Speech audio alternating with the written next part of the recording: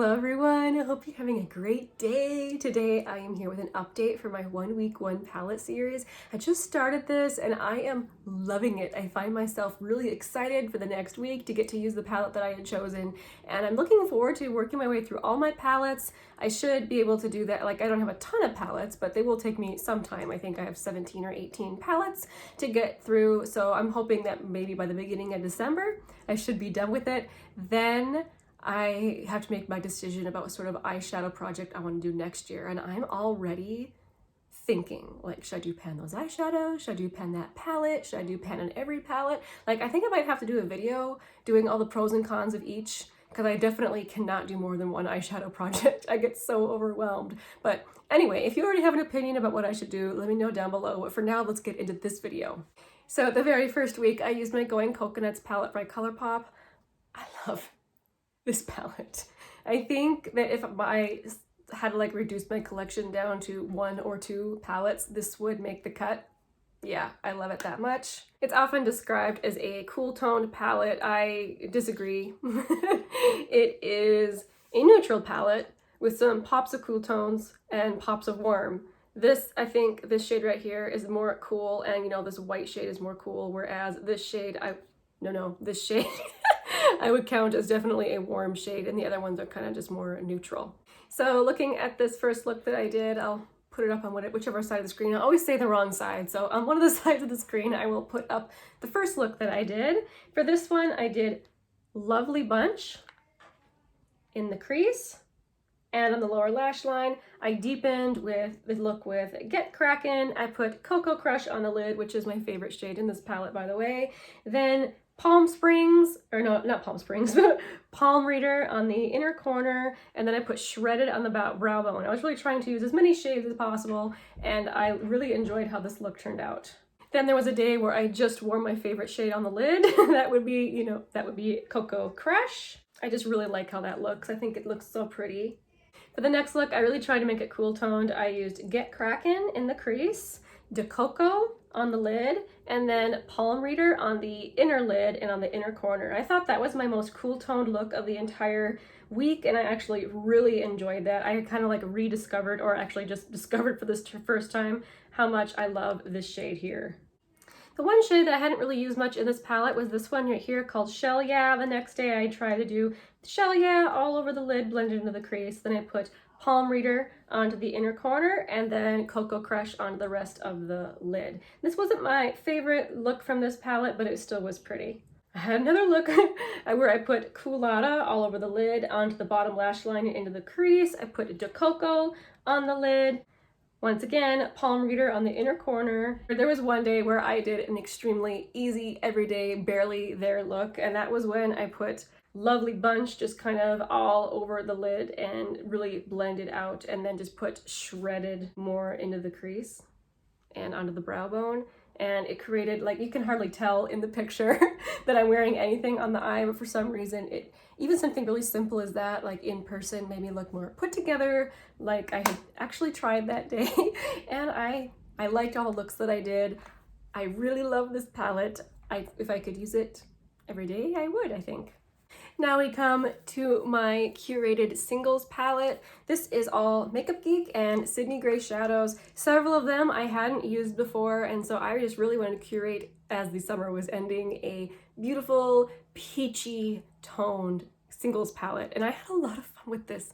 I loved it so much. So the very first day I went straight for my favorite shade from Makeup Geek, which is In the Spotlight. I put that all over the lid, and then I used Shimma Shimma on the inner corner, and I just loved how that looks. That's another look I could do all the time and be happy with it. So this is the Makeup Geek shade So Pale. I use that like up on my brow bone.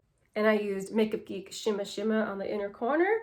Otherwise, I used all 4 of these shades here from Sydney Grace. I used Blushing Peach, Picking Peaches, Southern Flame, and Peach Fuzz. And I really enjoyed how that turned out. I thought that look was super pretty, and I have discovered that I really do like the Sydney Grace eyeshadow formula. The hype is real with those shadows. I would totally be willing to buy more. The mattes are really blendy. This is one of the pressed pigment, like metallic shades. You need hardly any of this to get lots of pigment. It's a little bit goes a long way. This shadow will last forever. and all overall just really high quality shadows. So Sydney Grace did awesome. And of course, I love my Makeup Geek shadows. These two shades from them I just love so much. This is Shimma Shimma in the Spotlight. I don't have the new ones to compare, but I definitely like these ones. I need to start figuring out how to like tag my own photos with what I'm wearing in them, because I'm having a hard time remembering which look was which. Like most of the time I can figure it out, but some of the more low-key ones I can't remember. So I was happy to be able to work this into my 1 week 1 palette. I know it was a bit cheating putting a singles made palette in here, but I just was really itching to use those shadows, and I tend to, if I have a project going, neglect other things. So I just wanted to dive into them, so I used the excuse. Finally, for my 3rd week, I used my Warrior palette from Juvia's. I really love this palette. It is such a gorgeous, I would say, summer and fall palette. The metallics are intense, and I had a really good time also with the mattes. Like, I just really enjoy this. I can't believe the quality you get for the price. I'm not remembering like how much this palette is on their site, but they often go on sale. Like, I don't think there's any reason to ever buy a Juvia's place for full price. Just wait for a sale. They happen quite often. They just had one, I think, on their site for end of summer, 40% off everything. So definitely, if you're looking to get one, just wait till the right moment and you'll be able to get a good deal. The first look I did ended up being, I think, my least favorite look. I used Cano in the outer corner and the crease, and a Hosi over the rest of the lid, and then Moremi over the inner lid and outer corner. I think it's just Cano is just not my favorite tone, perhaps. It's just super, how would you describe it? The color of cooked squash, maybe? Like, it's pretty color. I just wasn't into it, perhaps, at the moment. I think the next look I did was probably my favorite. I used Mino in the outer corner and on the lower lash line. Then I used Amina on the center of the lid, and then Moremi in the inner corner and on the inner lid. Moremi, by the way, I use it in every look I do with this palette. It's my favorite shade in the palette. I just love it. You can see I've got a dip going. Oh, that's exciting. Love showing usage of my eyeshadows. Day 3, I also really enjoyed what I did. I used a Hosi on the brow bone, and then I used Benin on the outer corner and on the lower lash line, and then of course Moremi on the lid and inner corner and a bit on the lash line as well. I really enjoyed this shade more than I thought I would. Usually I avoid dark shimmers like that, but I thought I would go for it on the outer corner, and I really like how it turned out. Okay, so that's my update for the shadows I used. Once again, I'm really loving how this is going. I am loving trying to make myself use some shades from my palettes that I haven't in the past, but now I'm going to choose the palettes that I will be using for the next 3 weeks. Now, this is actually proving kind of challenging because in the 2nd week, I'm going to be doing some traveling. We're going to be doing some camping.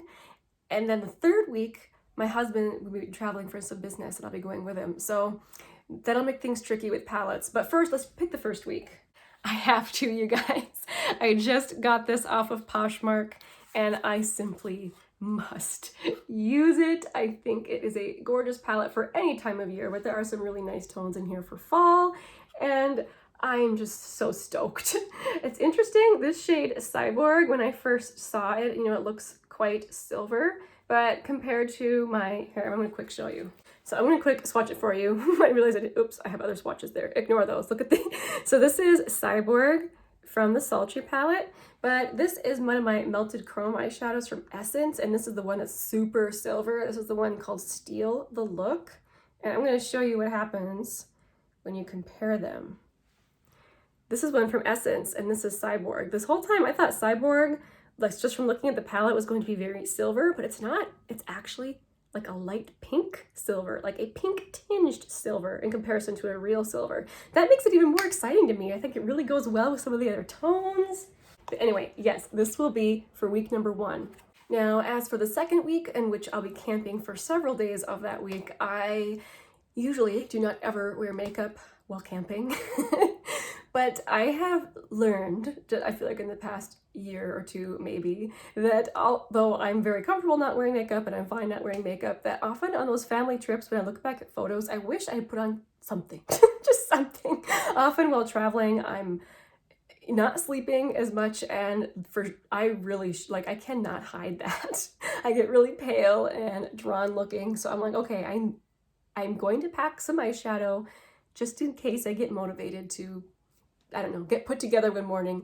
So I think I'm trying to decide, I want to use one of these quads. This is the e.l.f. Rosewater quad, and this is the Wet n Wild, what is it, Walking on Eggshells? Yes, and this is the Wet n Wild Walking on Eggshells quad. And then for the third week, traveling with my husband, same thing. Usually while traveling, I don't wear makeup, but I want to this time just so that I can look back at pictures and not cringe. So it'll be one of these two. I'm honestly not sure which one to put for which. I'm just gonna let myself pick, I suppose, in the moment.